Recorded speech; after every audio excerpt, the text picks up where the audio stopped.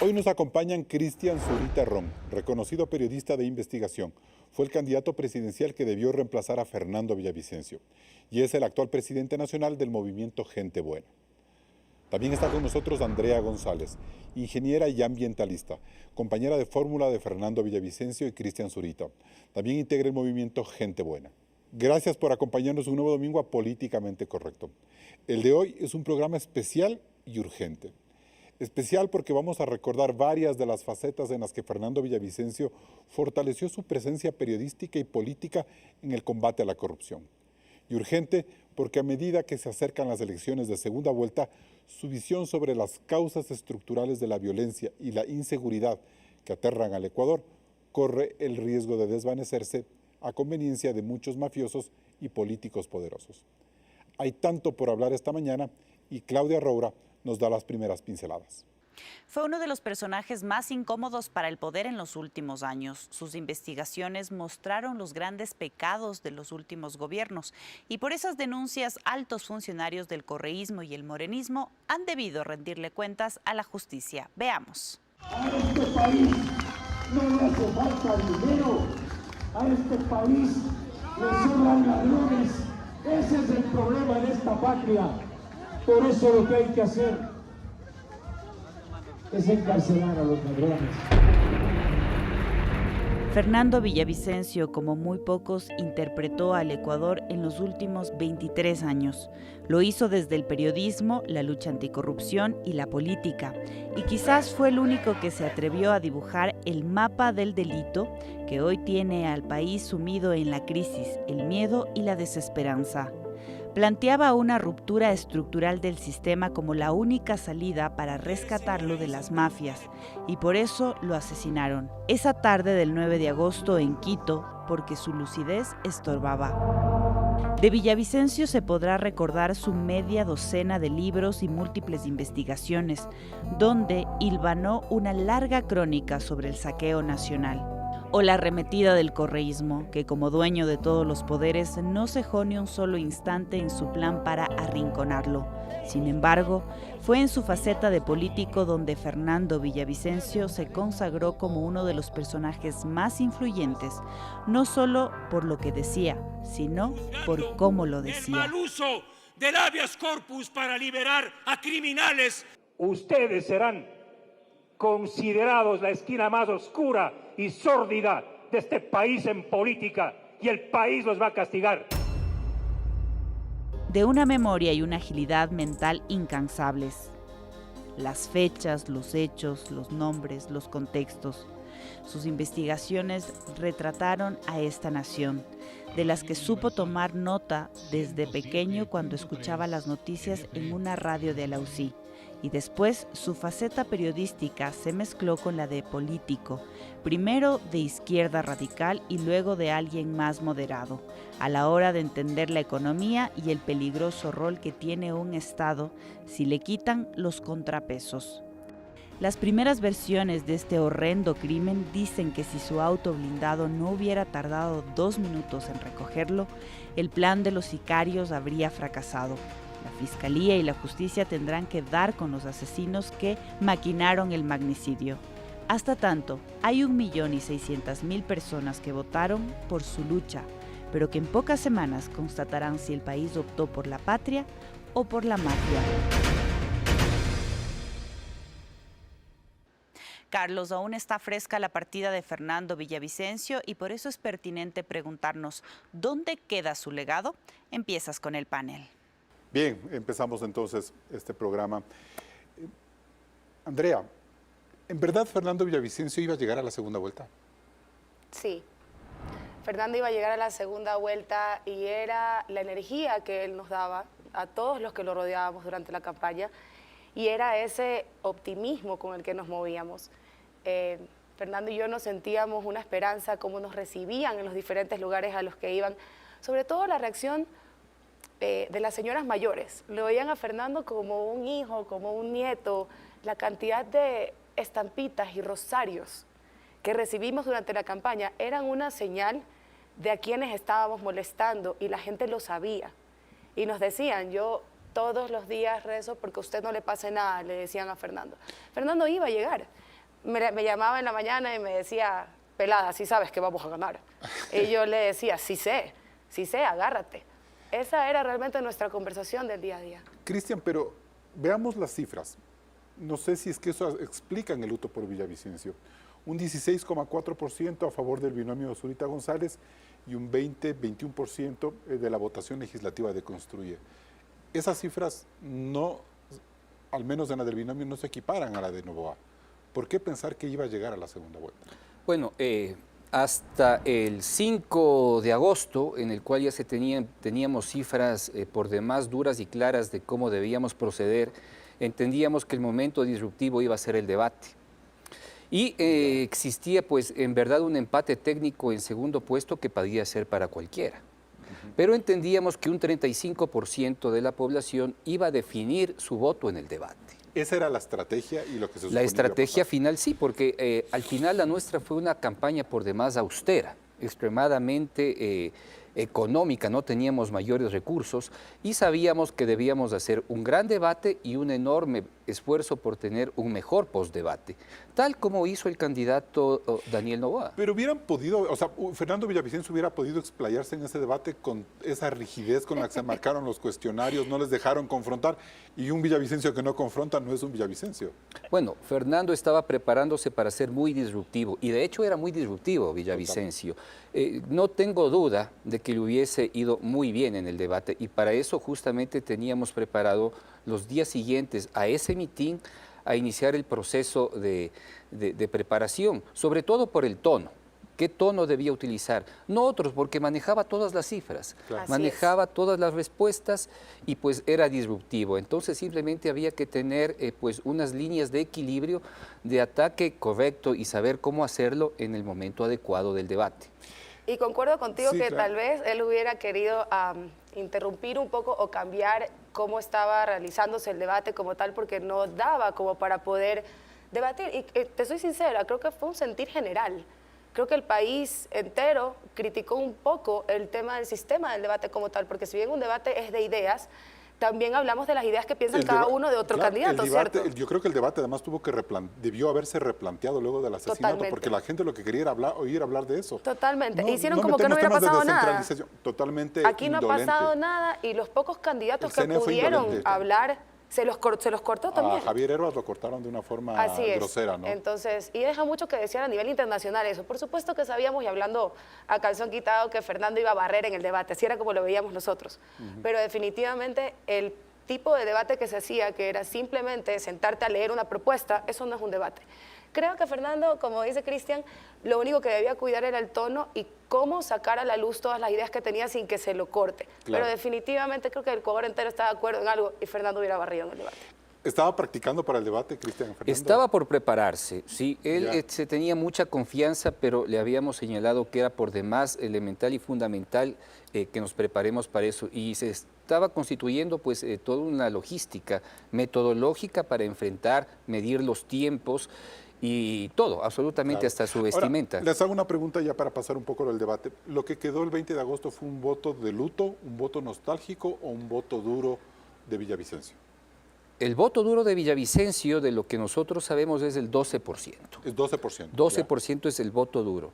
El resto, pues creo que ¿Antes tiene o que ser después un del voto. 9? Antes. Antes era 12. Antes Claro, era por 12. eso súmale lo del O sea, debate. él no iba a tener menos de 12%. Él no iba a tener en la menos de elección, 12%. ¿ya? En el peor de los casos, su votación hubiese sido el 12%.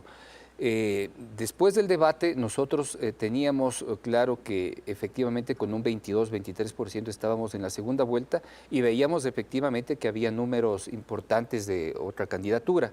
Así que pues entendimos que había que prepararlo con fuerza, pero era para cualquiera. El debate era decisor para cualquiera de los candidatos y pues con las cifras ya pues por demás duras y claras lo entendíamos con la seriedad que correspondía. Ahora, y algo que también quería recalcar, ¿no? Es que decían mucho que el debate no pone presidentes y creo que se equivocaron garrafalmente en ese criterio. Sí. Hemos visto cómo una persona que realmente no había hecho una campaña muy fuerte, a través de un debate Las personas consideraron que lo hizo de manera correcta. Oiga, y ahí les hago una pregunta. ¿Qué es lo inmediato este momento? Evitar que se silencie el crimen de Villavicencio, ¿ese podría ser el primer paso que ustedes tienen que dar, que se tiene que dar el país? Son varias líneas. Primero hay que mantener el nombre de Fernando vigente.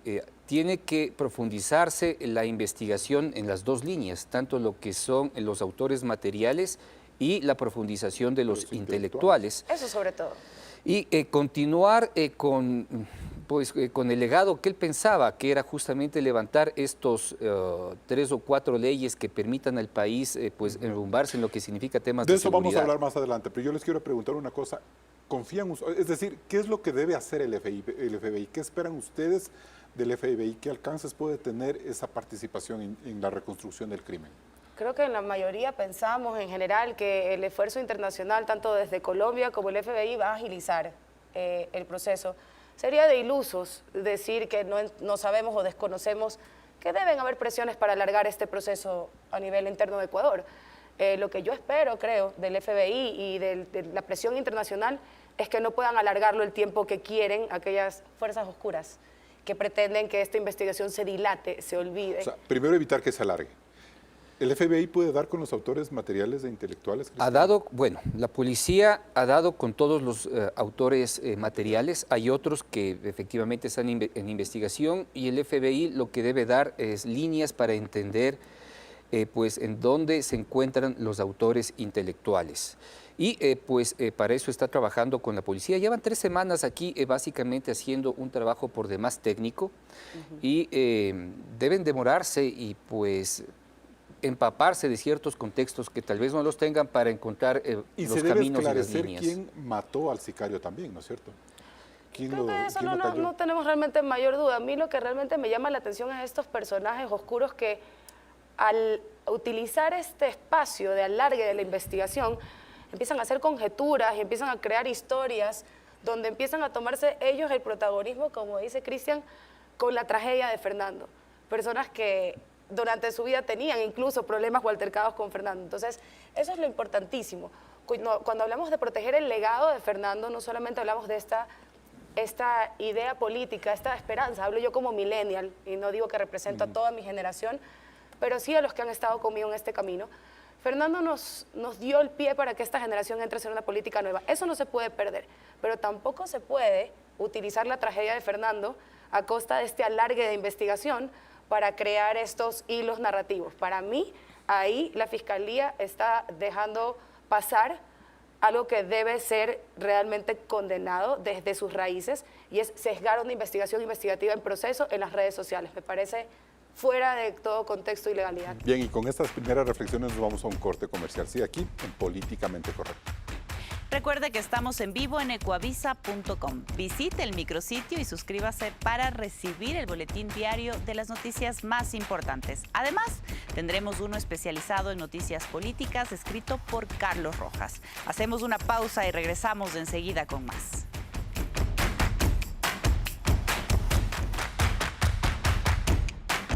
Seguimos en este programa especial sobre Fernando Villavicencio y su legado. Cristian Zurita, yo quiero volver un poco a lo que nos decía Andrea hace un momento. ¿Hay políticos que en este momento están tratando de desviar las hipótesis de investigación y de decir no somos nosotros, fueron los otros los que pudieron haber perpetrado el crimen? ¿Sientes eso en esta segunda vuelta? Yo creo que existe una investigación que en ciertos niveles está blindada, las cuales no van a llegar, pero efectivamente existe intereses de promover o promoverse en favor de lo que pueden hacer o pensar de lo que es el caso del asesinato de Fernando. Y de hecho ya lo están mencionando abiertamente en redes sociales. Ricardo Vanegas, por ejemplo. Ricardo Vanegas, que ha querido subirse a este buque o al que pueda, ya está teniendo algunas líneas de información en total descontexto. Yo le llamé, personalmente le llamé y le dije, mira, no puedes utilizar la información que tienes descontextualizando y acusando al equipo de Fernando Villavicencio. No puedes. O sea, al equipo de seguridad. No, a su equipo De técnico, comunicación, a su los chicos equipo dieron que la trabajaron vida por con él. que se subieron Y a es- una tarima con él a poner Y su estaba pecho. usando y le dije, mira, si tú sigues haciendo esto, pues tendrás que enfrentarte conmigo porque yo no voy a permitir que dañes, ¿sí? No el legado, sino al equipo que fue el Claro. más leal y técnico que pudo haber tenido. Y lo más ¿sí? importante, sesgar así una investigación tan delicada, porque utilizar los nombres y exponer a quienes estuvieron en el círculo de apoyo, de comunicación, de campañas, de una persona que acaba de ser asesinada Claro. brutalmente, me parece totalmente irresponsable para la seguridad de aquellas personas a las que están exponiendo. Entonces, sí hay mucho de este protagonismo que tal vez, como dice Cristian, no es ilegal, pero es totalmente inmoral, irrepudiable e irresponsable. Y para mí deja mucho que decir de la cola de paja de estas personas que quieren, como tú dices, ¿no?, mandar la cámara para otro lado. Pero con el objetivo de ¿qué? ¿De cambiar las preferencias en estas elecciones? Creo que con el objetivo de tener pues una voz, sí, que no la tiene en un momento crítico del país, pues pensar que es la persona adecuada para llevar o plantear hipótesis dentro de un caso que no lo entiende, que Claro. no sabe. Y pues públicamente lo que está generando es una bulla, sí, innecesaria. Claro. innecesaria. ¿Y qué Ha habido dijo Van- demasiado y qué dijo Y bulla. peor Vanegas? todavía, una desconfianza hacia el proceso. Y te lo dije fuera de micrófonos y te lo digo aquí, ¿no? Tanto Cristian como yo, que estamos recibiendo el apoyo y las cápsulas de seguridad, hacemos un esfuerzo enorme de transmitirle a la población que hay proceso, que se sigue una estructura, que Ecuador no está solo ni es tierra de nadie. Y este tipo de conjeturas en redes sociales que intentan crear este tipo de teorías de conspiración, lo que producen realmente es una inestabilidad enorme para el Y, país. y Vanegas, ¿qué ha dicho algo? Bueno, lo que ha puesto en duda es pues la lealtad del equipo de Fernando Villavicencio y que podrían, por alguna circunstancia, eso es lo que deja en evidencia, es lo que denota el sonido, ¿no? De que deben investigarse incluso a ellos porque pueden ser parte de. Claro. Y eso es algo que se sigue normalmente en una investigación. O sea, el señor no se está está inventando el descubriendo el agua agua tibia, tibia, por claro. Dios. Es Pero el- es claramente una manera de, número uno, sesgar la Es investigación. el discurso de Luisa González, que ha dicho, se investigue en casa de que Revolver ellos todo. son los Exactamente. responsables. Claro. Eso deja mucho que pensar de Es- cuál es la intención final. Yo ahorita que tú lo dices recién lo puedo ver así, ¿no? Tal vez está sesgando, como tú dices, estas elecciones y este es el fin, pero también pueden haber otros fines más oscuros dentro de eso. Y eso deja mucho que pensar. Por ejemplo. Desviar la atención de la realidad, de la profundidad del caso, lo cual es terrible, o desviar la luz de quien realmente sea el autor intelectual, que también es terrible. Cristian, ¿cuán inconsecuente ha sido el Consejo Nacional Electoral con todo el caso Villavicencio? El debate, los reparos a la inscripción de la campaña y ahora la repetición de las elecciones en el exterior. Bueno, yo lo último, la decisión de llamar a nuevas elecciones, yo lo entiendo como un fraude. Y hay que plantearlo bajo esas consideraciones porque legalmente no hay forma, ¿sí?, de anular una elección que no tiene pues una base normativa Y establecida en peor el Código poner en de la segunda vuelta Democracia. cuando eso ha sido el gran debate político de toda la vida, que no se lleven las elecciones legislativas en segunda vuelta. Pero en condiciones de desigualdad, Y todavía más. en desigualdad total. ¿Ustedes creen que pueden perder esas 3 curules Es posible ganadas? que se puede perder y es por eso que el partido, el correísmo, con Luisa González a la cabeza, pues ha señalado que se deben repetir porque ellos siempre gobernaron y tuvieron el control de lo que De los fueron las 6 votos, elecciones en el claro. exterior y obtenían los 6 curules, los 6 escaños. Eso pues cambió en esta última elección, como les afecta directamente, generan perjuicios enormes para el movimiento Claro. y para la votación provocada por Fernando Villavicencio. ¿Ustedes tienen duda? Ustedes plantearon una demanda penal a la Junta Electoral en el exterior que pidió esta anulación de elecciones. ¿Ellos tienen algún sesgo político? ¿Esa Junta han identificado? ¿Están trabajando, por ejemplo, para el correísmo? No podemos decir que trabajan para el correísmo, pero las acciones políticas determinan, sí, objetivamente de que alguien beneficia el repetir Ya. las elecciones. Obviamente ese beneficio no es para el movimiento Construye, es básicamente para que quienes tienen la capacidad de mover físicamente e implementar unas elecciones normales fuera del país que siempre han sido manejados por la Revolución Ciudadana. Por ejemplo, el Tribunal Contencioso Electoral podría morigerar un poco esa decisión, es decir, que no se toque lo de América Latina, no se toque lo de Estados Unidos, tal vez lo de Europa. ¿Creen que pudiera moverse por ese lado. Si es que actúa con celeridad y pues da las directrices para que el Consejo Nacional Electoral actúe, sí, pero es posible que cualquier resolución la tengamos después de las elecciones del 15 de octubre. Así es. Y sobre todo, ¿cuál es el mensaje que le dejan a la democracia del país? O sea, le estamos diciendo al mundo entero que la primera vez que intentan el voto telemático en el exterior, vienen unos hackers mezclados entre rusos y ucranianos que están en guerra, pero se juntan para hackearnos. ¿Cuál es la explicación Sí, y que le además, damos al mundo hay una gran de un inconsistencia, CNE ¿no? que en este momento tiene literalmente a todas las organizaciones de derechos humanos del mundo preguntándole lo que tú nos estás preguntando, Carlos? ¿Por qué no aceleraron el tema de Cristian Zurita? ¿Por qué no dejaron que Saya la que reemplaza? ¿Por qué no nos dejaron ir al debate? Ahí estaban muy legalistas. Y esto les queda de largo, te cuento, porque nosotros no nos quedamos callados. Y al sábado que ellos no nos contestaban lo que les habíamos enviado el jueves, personalmente escribimos con muchos amigos de Fernando, porque Fernando tenía muchos amigos periodistas y de protección de derechos humanos a nivel internacional. Y se enviaron cartas a más de 7 u 8 organismos internacionales para que vean el paso a paso de lo que había hecho el CNE. Son cosas que se toman tiempo, ¿no?, para poder gestionarse, pero tienen que explicar todo eso. ¿Ustedes están en capacidad de volver a montar una campaña electoral en el exterior para proteger esas tres curules y evitar que se distorsione la votación de asambleístas nacionales, por ejemplo? Y es que si fue una campaña por demás austera en lo económico, imagínate lo que significaría pensar movilizar una serie de recursos que no existen y un proceso pues quebrado en estructura luego del asesinato de Fernando para cuidar esos curules. Hay que encontrar una forma efectivamente de consolidar aquellos votos que se lograron, pero frente a los hechos que han sido tan rápidos, pues todavía ni siquiera hemos tenido capacidad de respuesta para enfrentarlos, así que la estrategia está apenas por pensarse nuevamente y pues incidir positivamente, si es que es posible, en el resultado, aunque te recuerdo nuevamente de que quienes manejan juntas en el exterior sobre todo son personas ligadas a la Revolución Ciudadana. Puede ser que vote menos gente en papeleta que el voto telemático porque tienen que movilizarse y ahí pues puede distorsionarse completamente muchos votos. Y lo que yo veo es que se repite la historia de lo que nos hicieron a Cristian y a mí después del asesinato de Fernando. Nos dejan con un día de campaña, nos dejan siempre con la balanza realmente en desnivel para que nosotros no podamos competir al mismo nivel que cualquier otro candidato. Bien.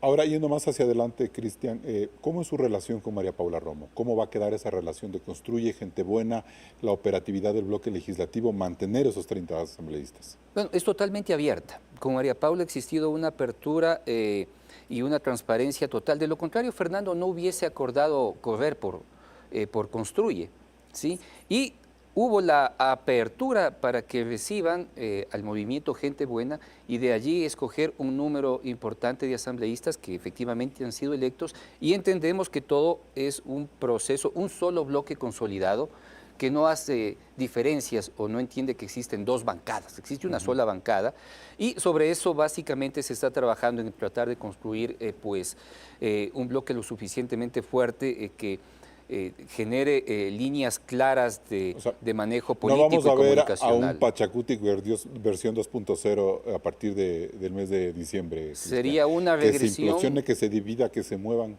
Pues imagínate, lo volvemos a enterrar a Fernando si es que sucede eso. Interesante. Entonces, bajo esas condiciones, pues es que en este proceso y en este caminar en lo político, hemos tomado decisiones simplemente el día a día. Pero tú conversarás permanentemente con María Paula Romo para establecer las estrategias de votación, las líneas directas de entender la política. Hemos hablado constantemente sobre estos temas y pues esperamos tener reuniones inmediatas ya con todo el bloque que se encuentra pues con una ansiedad humana, normal, muy fuerte porque deben y quieren conocer caminos, directrices, posiciones, y cómo enfrentar diversas preguntas, pero frente a todos los sucesos externos, como es el tema de la nulidad de las elecciones, y pues nos pone todavía en un aplazamiento de todo lo que significa estos procesos. Además, todo el mundo está pensando en la segunda vuelta, no directamente cómo se van a estructurar. Los únicos que estamos pensando en cómo estructurar y mantener pues un bloque fuerte, unido, es justamente Construye. Andrea, la pregunta del millón, ¿ustedes quieren presidir la asamblea? ¿Están con ese objetivo? Como dice Cristian, sería volver a asesinar a Fernando. Fernando tenía clarísimo cuál es el poder del bloque legislativo de este país. Siendo él asambleísta, Él sabía eso. salió de esa asamblea a decirle al país: ustedes no pueden volver a tener una asamblea de impresentables. No podemos tener asambleístas que vayan a votar en contra de una ley de extinción de dominio, en contra de que se ponga mano dura a todo el tema del narcotráfico y del crimen organizado. Entonces, realmente sería el golpe más duro que se le puede dar al legado de Fernando. Lo que yo hice para sentirme tranquila, sinceramente, porque sentía que Fernando me venía a jalar las patas si yo no hacía eso, te lo juro, fue hacerles una carta abierta a nuestros asambleístas recordándoles más de 25 propuestas que están alineadas y están en manos de nuestros asambleístas. Yo no les quiero Eso es pedir una que todo- garantía de cohesión, Andrea. Es una garantía de que indistintamente si a uno le gusta el cebollado y al otro le gustan las cascaritas, ninguno de nuestros asambleístas podría votar en contra de los preceptos contra la corrupción que nuestro Y líder en ese nos dejó. sentido, ¿es necesario pensar en la presidencia de la Asamblea como una reivindicación de Villavicencio y la posibilidad de instaurar algunas políticas importantes? No hemos pensado directamente en esas posiciones, pero entendemos que tienen que constituirse caminos claros Perfecto. para poder delinear y concretar los principios que Fernando lo pregonaba. Hay posibilidad de una vicepresidencia porque el número Claro. del bloque lo permite. Hay que pensar en la comisión multipartidista y otras cabezas de Cristian, comisiones. hablemos de eso en el siguiente bloque, ¿te parece? Nos vamos a un nuevo corte comercial. Luego del corte hablaremos del legado de Fernando Villavicencio, su huella en el periodismo, la política y las causas de la inseguridad. No se desconecte, enseguida regresamos con más aquí en Ecoavisa. Fernando Villavicencio en su visión de país deja una hoja de ruta que debiera descifrarse desde 3 escenarios. El primero es el político. Los votantes dieron a Construye el 20,7% de la votación legislativa nacional. Esto es 30 de 137 escaños que lo convierte en la segunda fuerza parlamentaria, aunque a unas 20 curules de distancia del correísmo, su principal adversario. Será el único bloque que no cuente con un caudillo. Por lo tanto, la cohesión entre los legisladores que tienen el apoyo de María Paula Romo y de gente buena será su principal desafío. La primera prueba de fuego será impedir que el CNE repita las elecciones en el exterior, en la que peligran 3 escaños que Construye ganó. El segundo escenario es el periodístico. Fernando Villavicencio aseguró haber investigado 260 casos de corrupción: el saqueo en Petroecuador, los negociados de la preventa petrolera con China, el atraco a las refinerías y a las hidroeléctricas, la huella de las coimas de Odebrecht y los sobornos de Arroz Verde, el teatro detrás del 30S, el secuestro a Fernando Balda y el asilo a Julian Assange, los DINA Papers, la narcopolítica en los gobiernos seccionales. Sus últimas investigaciones fueron las cámaras de seguridad de Guayaquil y la corrupción en los puertos. ¿Quién podrá seguir este ritmo de investigaciones en el futuro? Finalmente, y quizás el tema más importante, es su visión de las causas estructurales de la inseguridad. Para Villavicencio, el problema no era la falta de chalecos, armas o la inhibición de señales en las cárceles, sino que la economía criminal contaminó a la economía limpia con la anuencia del Estado. Es decir, que la plata del narcotráfico, de los sobornos, de las armas y de la minería ilegal hicieron un caldo de cultivo porque hubo políticos que lo permitieron desde 2006 por aliarse con las FARC. Por tanto, Carlos, ¿quién se atreverá a enfrentar este grave problema estructural desde la gestión de la política? Continúas. Gracias, Claudia, por esos 3 escenarios de los que vamos a hablar en estos 2 bloques siguientes. Cristian Zurita, entonces, la agenda legislativa parte primero por esa comisión multipartidista para esclarecer el crimen y apuntalar políticamente las investigaciones, ¿verdad? Por supuesto, pero también tiene que apuntar a desnudar cuáles son los intereses y la agenda que puede tener el correísmo con el Partido Social Cristiano, porque prácticamente tenían el mismo camino. Es decir, tomarse la Contraloría General del Estado, tomar la Fiscalía General del Estado, desbaratar al Consejo Nacional Electoral y poner sus consejeros y pues quién sabe qué puede pasar con el Consejo de Participación también para cooptarlo. Este es un proyecto que quedó parado luego de la muerte cruzada, pero es muy posible que lo puedan retomar con el número de asambleístas que cada uno de los dos bloques tiene. Y por eso se entendería ese deseo quizás de que se repitan elecciones y que se pueda replantear un poco más el bloque del correísmo. Quizás ganar un asambleísta más, dos, para ellos es Dos o tres fundamental. asambleístas pues puede jugar un papel preponderante en lo que significa la constitución de una nueva mayoría que primero le impida gobernar al próximo presidente, ¿no es cierto? Y pues luego imponer su agenda que siempre ha sido la de ellos. Cristian, el Partido Social Cristiano ha dicho que va a votar por Daniel Noboa. ¿No es esa una señal de que esa alianza social-cristianos-correísmo no va más? El Partido Social Cristiano solo sigue su agenda. Siempre ha seguido su agenda y eso no va a cambiar. ¿Ya? Entonces, bajo esas circunstancias, ¿por qué tendríamos que creer? Es posible que vote por Daniel. Si ha hecho ese pronunciamiento, pues está bien. Sin embargo, pues su agenda legislativa ha sido la de ellos. Es una agenda corporativa, y pues eso creo que tenemos que tenerlo muy claro. Y eso es importante, quiero recalcar lo que dijo Cristian, ¿no? El Partido Social Cristiano puede decidir votar por la vecina si quiere, pero en su plan de legislación y sus legisladores van a ser parte y van a juntarse con el bloque correísta, los cuales van a intentar, estoy segura, a toda máquina, en primer lugar, volver a hacer una asamblea de ingobernables que no permita que el gobierno de turno logre lo mínimo que se puede lograr en un año y pico. Y sobre todo, esto que hablábamos al comienzo, ¿no? Fernando une a nuestros asambleístas en preceptos que son inalterables. En ese sentido, yo sí confío que nuestros asambleístas van a formar una comisión de investigación donde la impunidad de Fernando sea algo impensable. Pero esto también tiene varias aristas.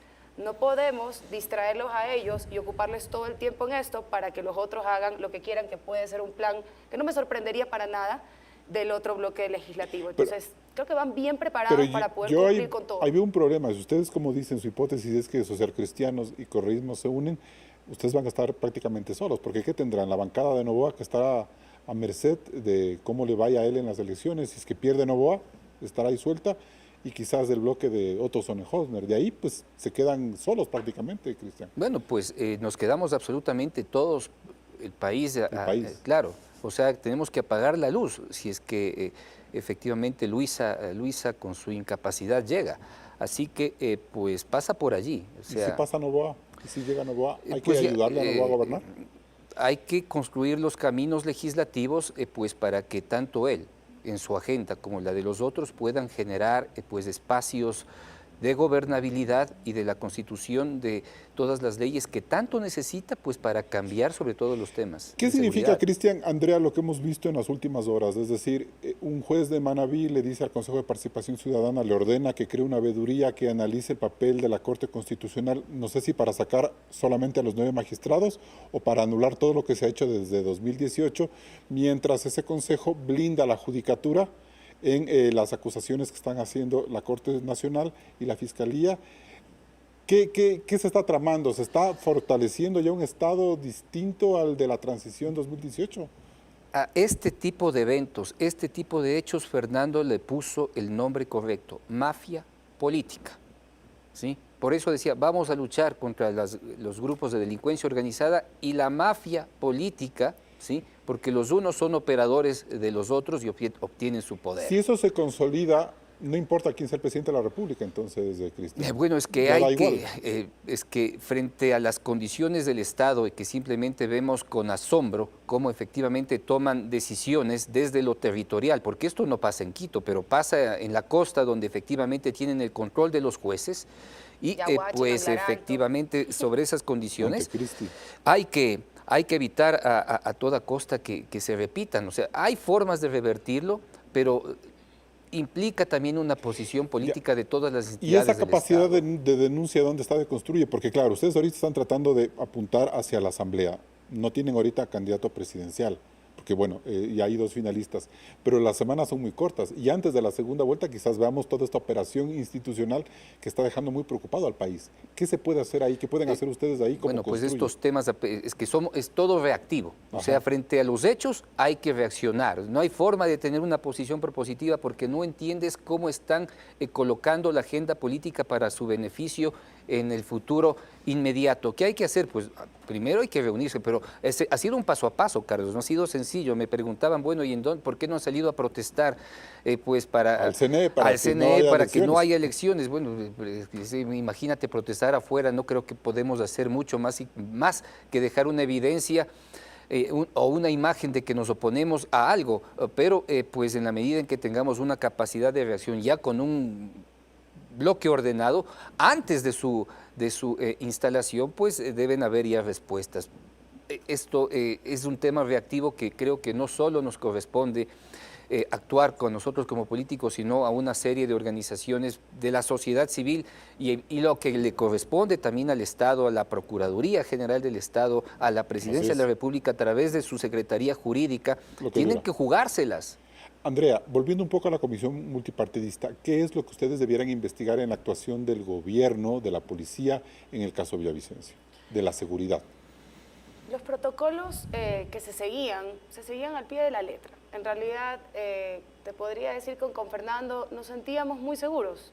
Tal vez ese fue la principal la temeridad, debilidad, ¿no? por así decirlo. Y te soy sincera, a mí me gusta hablar muy directo. Fernando y yo recorrimos todo el país, los lugares más peligrosos. Incluso él estuvo en Esmeraldas, yo no tuve la oportunidad de acompañar a Esmeraldas. Veníamos de recorrer las bases, por así decirlo, de donde se encuentran o actúan muchos grupos delictivos, de muchos lugares de la costa muy peligrosos.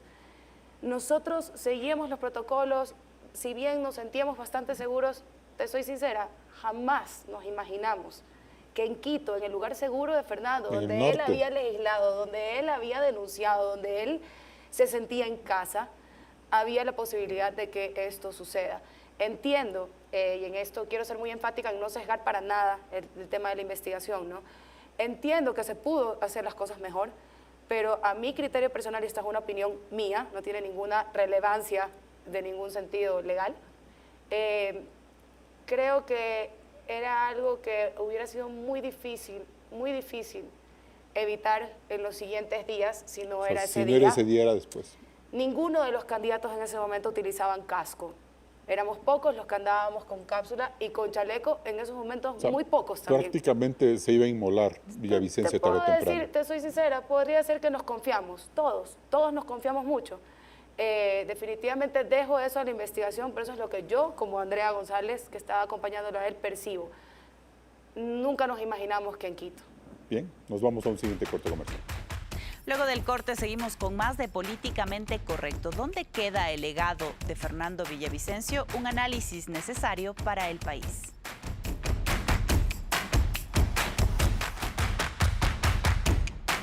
Seguimos en Políticamente Correcto.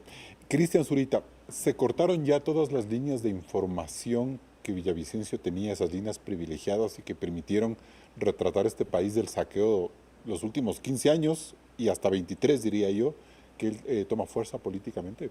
Bueno, la mayoría de esas líneas efectivamente están rotas y habrá que construirlas y hacer un esfuerzo para que ellas puedan volver a confiar en alguien como confiaban en Fernando. Eso no se va a abrir con facilidad, Carlos. Yo diría que es un espacio perdido. Ni siquiera tú, que eras su compañero permanente. Hay cosas que efectivamente él se guardaba para sí y luego cuando tenía estructurado pues lo contaba y lo aseguraba, pero como asambleísta logró generar pues un repositorio mucho más grande del que pudo haber tenido como periodista. O sea, estos 2 años de asamblea le dieron más fuerza informativa a él. Y tenía pues una gran cantidad de información que quedó archivada en lo que es la Comisión de Fiscalización. Ya. Así que pues dependerá que quién la quiera tratar. Ese es el gran problema, Carlos.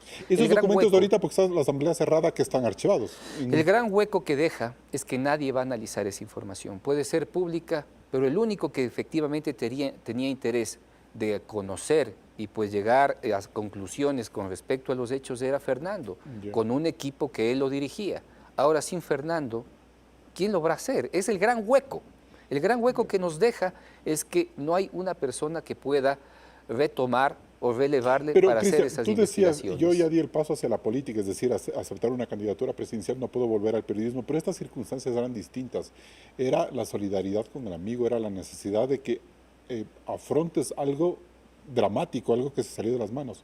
¿Por qué no volver al periodismo, Cristian? ¿Por qué no? Quizás tú debes ser la persona, Juan Carlos Calderón, podrá citar a otro, Arturo Torres, de las pocas personas que lograron entender este país a ese nivel.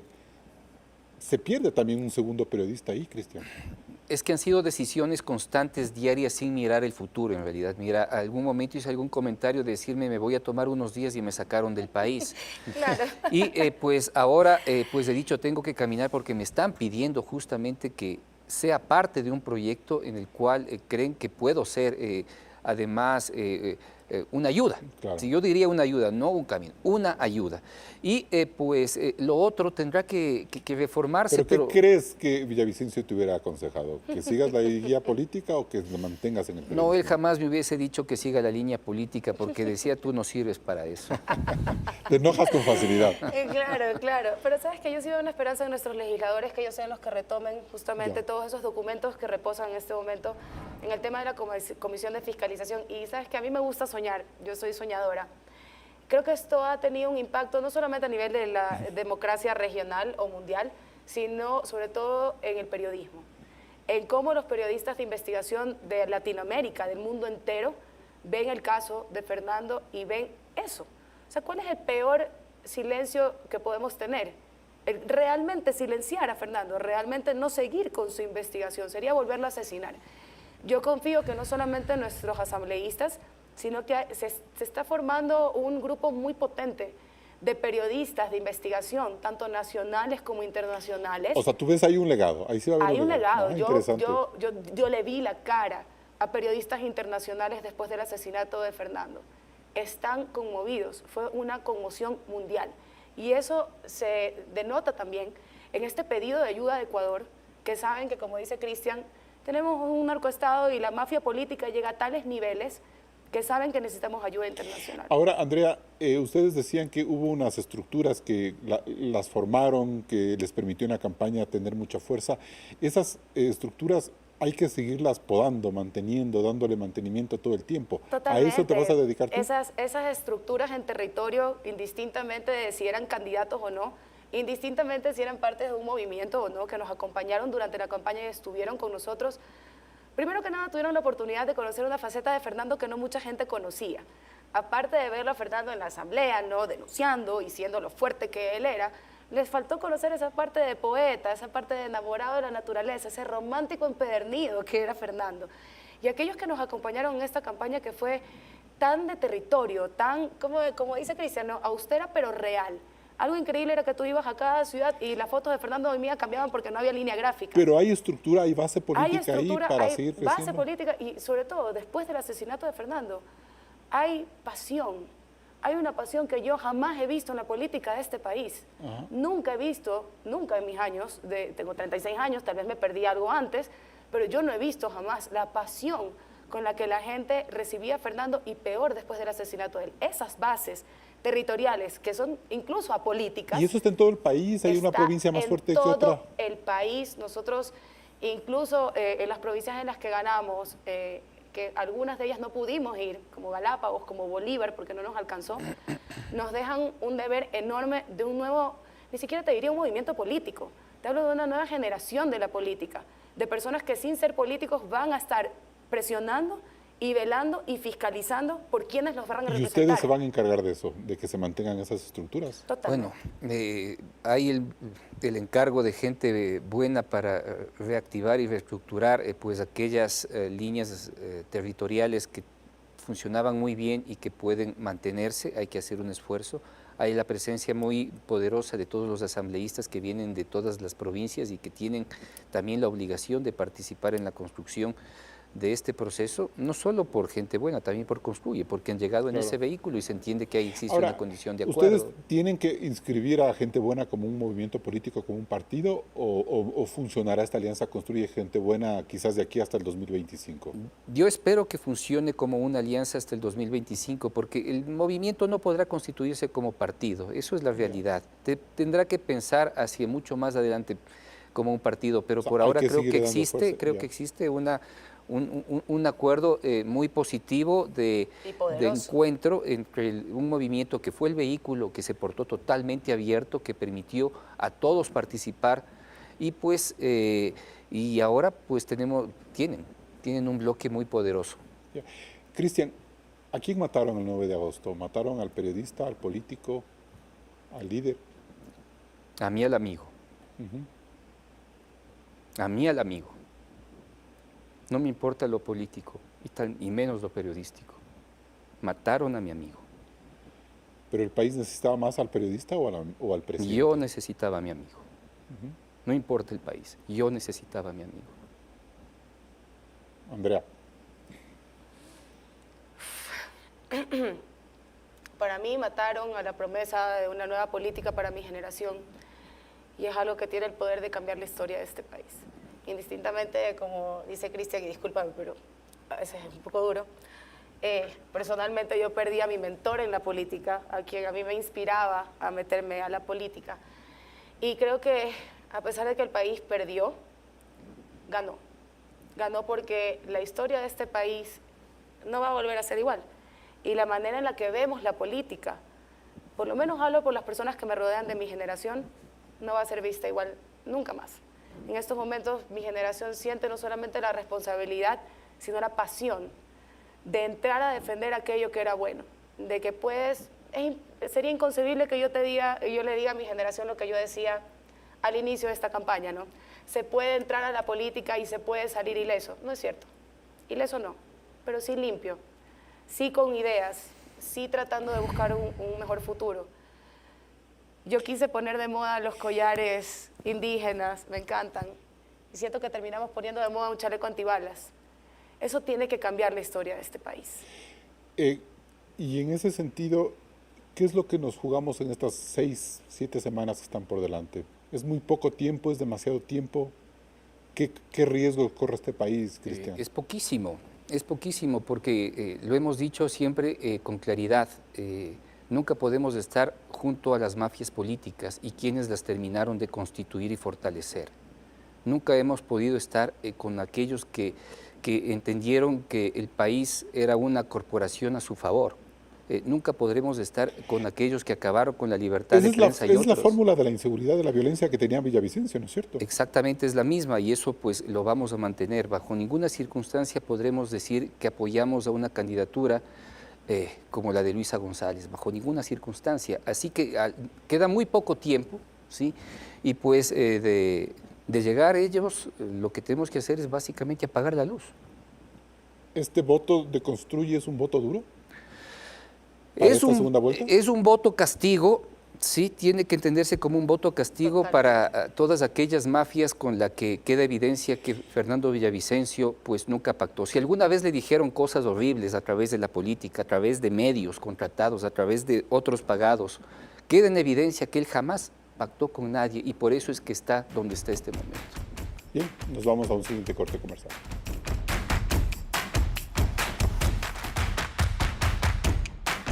Entramos en la etapa de conclusiones. Cristian Zurita, ¿dónde queda el legado de Fernando Villavicencio? Bueno, se va a sentar en la figura y en los hechos de las elecciones más violentas y desiguales que se ha enfrentado en la democracia y sobre esas condiciones de desigualdad y brutalidad que tenemos, deja un legado primero a nivel parlamentario, donde siempre le gustó jugar la política, y donde permitirá pues constituir, espero, ¿sí?, una voz de aliento y luz para lo que significa la libertad de expresión, la libertad de opinión y la transparencia que fue siempre su lucha. Y aspiramos que pues ese empuje permita pues en el futuro desmantelar a todos aquellos grupos violentos que sacuden hoy al país. Andrea González. Para mí el legado de Fernando es la valentía que tenemos que tener. Cualquier ciudadano, indistintamente si seamos políticos, ciudadanos de a pie, legisladores, emprendedores, madres solteras. La valentía es de todos. Fernando no se equivocaba cuando él decía que nosotros, el pueblo, la gente, éramos su chaleco antibalas. No se equivocó. Él se refería a que no todo el mundo tiene acceso a una cápsula de seguridad o a un chaleco antibalas, pero que si los valientes no nos hacemos sentir, los cobardes y aquellas fuerzas oscuras se hacen sentir más. El mensaje de Fernando es un legado para todos los valientes de este país, de que realmente somos más, pero si nos quedamos callados y encerrados y somos parte del silencio que permite que este país se convierta en un narcopaís, no vamos a conseguir el cambio que él nos dejó. Nos deja de deber ser todos valientes desde donde estemos. Y bien, el Ecuador debe ser consciente de que no murió cualquier político, sino que asesinaron a una de las pocas personas que tenía muy claro el origen de la profunda descomposición social e institucional que nos atormenta y que está a nada de convertirnos en un Estado fallido, tomado por las mafias. Por eso, esos mafiosos y los políticos pillos celebrarán la ausencia de un personaje controversial y de una claridad política meridiana. En ese sentido, quizás sea una utopía esperar a que en el corto plazo exista una corriente partidista y programática enfocada en diseñar las respuestas a estos problemas, los más graves que soporta la República, posiblemente en toda su historia. Hoy hemos conversado con Andrea González y Cristian Zurita, a quienes el destino y una buena porción de ecuatorianos que oscila entre el 16 y el 20% les ha encomendado la tarea de mantener vivo el legado de Villavicencio. No será una misión sencilla para nada, pero en los resultados electorales del 20 de agosto se constató que hay un músculo ciudadano que puede presionar por los cambios éticos que el país necesita. Hasta el próximo programa. Con estas reflexiones cerramos este debate de Políticamente Correcto. Ojalá que el legado de Fernando Villavicencio no se olvide y su muerte no quede en la impunidad. Hasta el próximo programa.